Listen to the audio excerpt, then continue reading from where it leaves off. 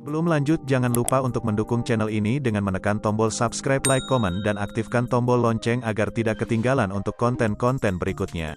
Bab 8.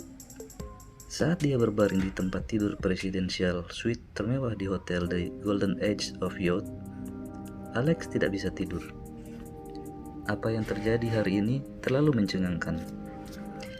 Dia tidak menyangka bahwa ayahnya telah menyimpan rahasia sebesar itu. Thousand Mills Conglomerate, perusahaan terkuat di dunia bawah California. Apakah itu berarti ayahnya adalah bos bawah tanah terkuat juga? Benarkah kematiannya karena kecelakaan lalu lintas? Atau ada hal lain yang lebih dari yang terlihat? Ketika dia tertidur lelap, dia dibangunkan oleh alarm teleponnya. Dia bangun dan buru-buru pergi ke rumah sakit. Akhirnya, sesampainya di rumah sakit, ia melihat beberapa dokter berkumpul di sekitar tempat tidur ibunya.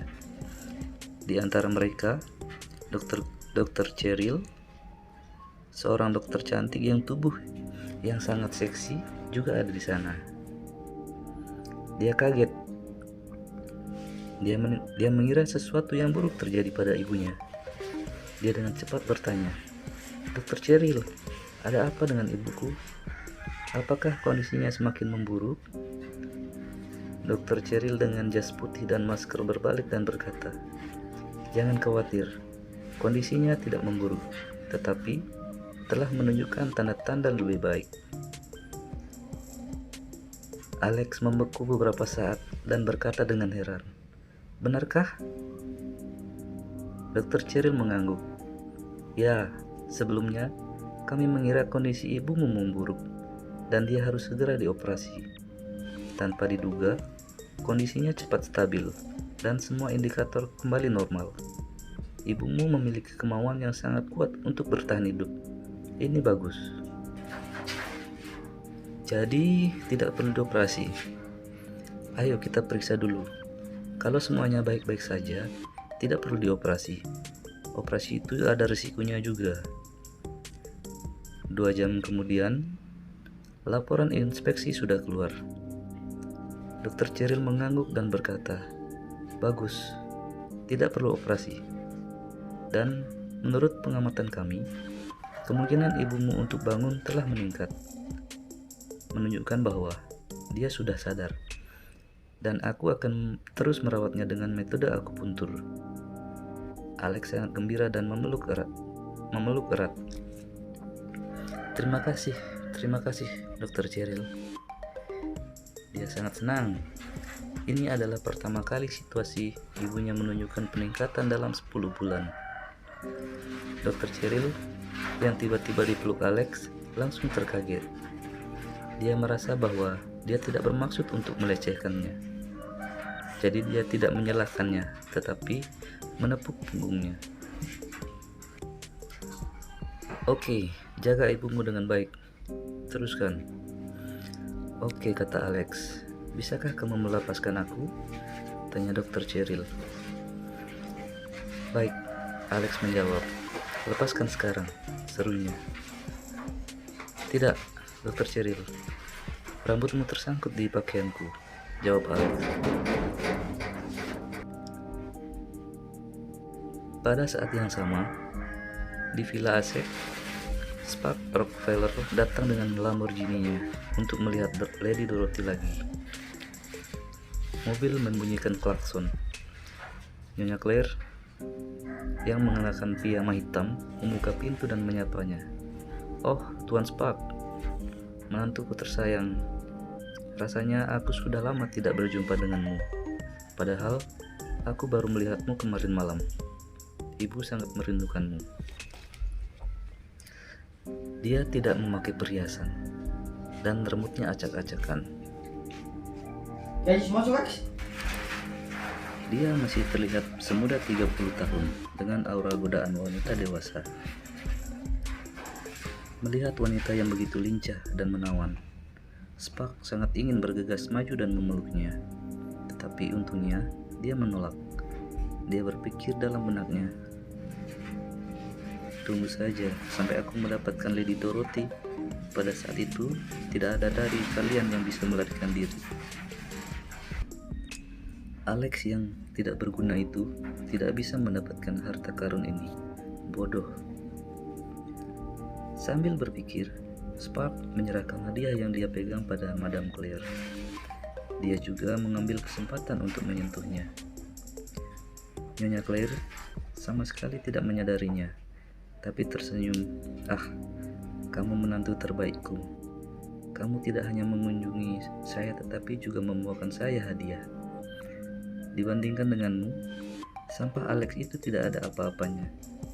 Kalian berdua adalah Rockefeller, tapi ada perbedaan besar di antara kalian berdua." Spark tersenyum dan berkata, "Bu, mengapa kamu membahas sampah itu? Kamu merusak mood kita." Oke. Saya tidak mengatakan apa-apa lagi." Keduanya masuk.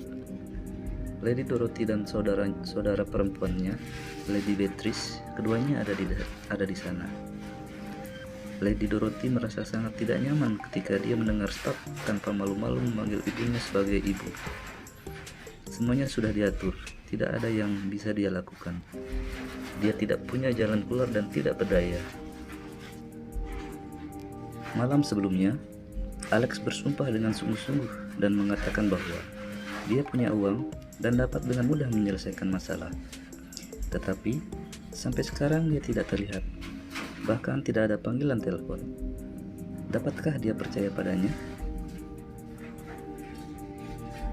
Jangan diberitahu aku. Ibu, aku memilih sendiri gelang giok ini untukmu tadi malam. Apakah kamu menyukainya? Menurutku, ini sangat cocok dengan kulit putih tanganmu yang cantik. Sementara kalung berlian ini untukmu, adik Beatrice. Kamu cantik. Cobalah, ini akan terlihat bagus untukmu. Kedua wanita itu langsung tersanjung.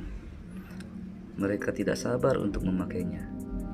Nyonya Claire membandingkan Alex Rockefeller dengan Spark lagi dan bertekad untuk menceraikan Lady Dorothy dari Alex.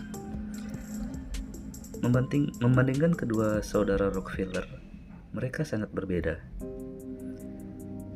Semakin dia melihat gelang giok di tangannya, semakin dia menyukainya.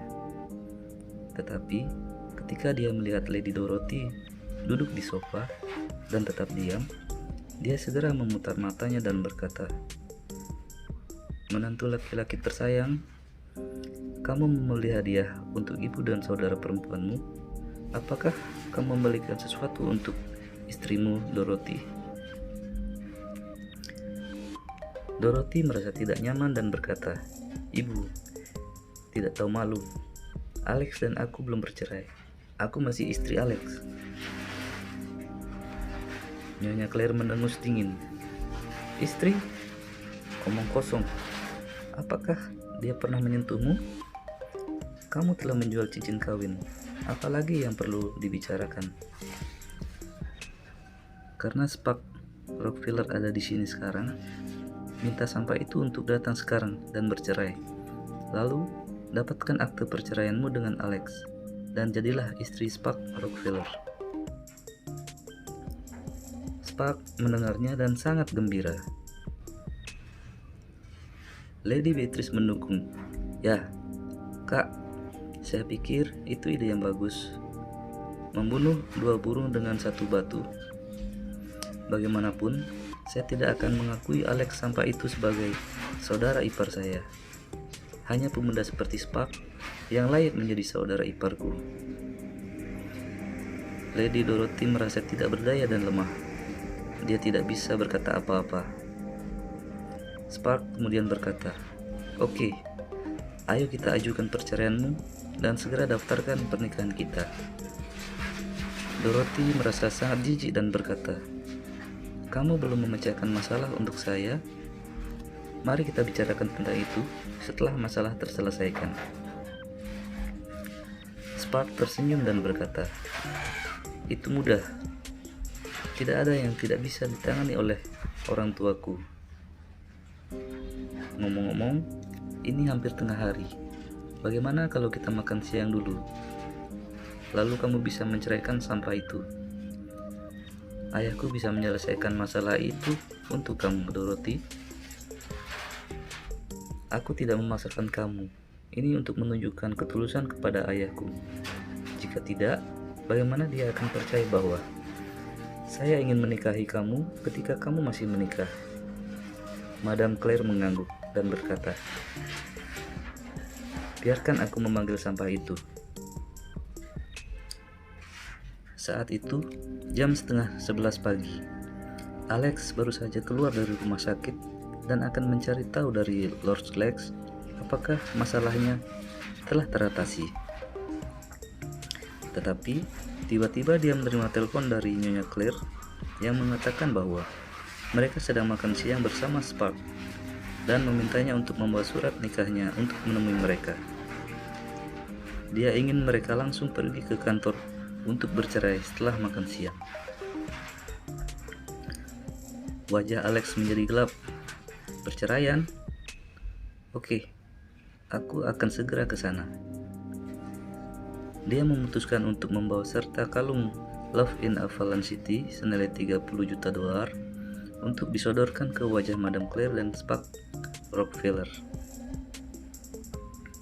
Setengah jam kemudian, Alex bergegas ke restoran. Begitu dia masuk, dia melihat Spark mengeluarkan sebuah kotak perhiasan dan berkata kepada istrinya Lady Dorothy, "Dorothy, hatiku untukmu. Aku memanggil langit dan bumi sebagai saksiku, seperti satu-satunya kalung di dunia ini. Aku menginginkanmu dalam hidupku. Kamu dan tidak ada orang lain." Kemudian dia membuka kotak perhiasan dan menunjukkannya kepada Lady Dorothy. Lady Beatrice menutup mulutnya dan berseru, "Ya Tuhan, apakah ini harta LG Balfour, Love in Avalon City, yang bernilai $30 juta? Aku melihat seseorang di internet mengatakan bahwa ada pria misterius yang membeli kalung itu tadi malam, dan ternyata itu adalah kamu, saudara Spark. Kakak, kamu sangat diberkati." Spark tertegun. Kalung Love in Avalon City yang dia pegang adalah tiruan, tapi dia tidak menyangka seseorang akan membeli kalung itu dengan label harga $30 juta. Namun, alangkah lebih baik jika kalung itu telah dibeli, maka tidak ada cara untuk memastikan bahwa kalung yang dipegangnya itu palsu, dan dia langsung berkata, "Ya, aku membelinya seharga $30 juta tadi malam." Milikmu palsu. Yang aku pegang adalah kalung Love in Avalon City yang asli. Saat itu, Alex mencibir. Dia masuk dan meletakkan kotak perhiasan di tangannya ke atas meja.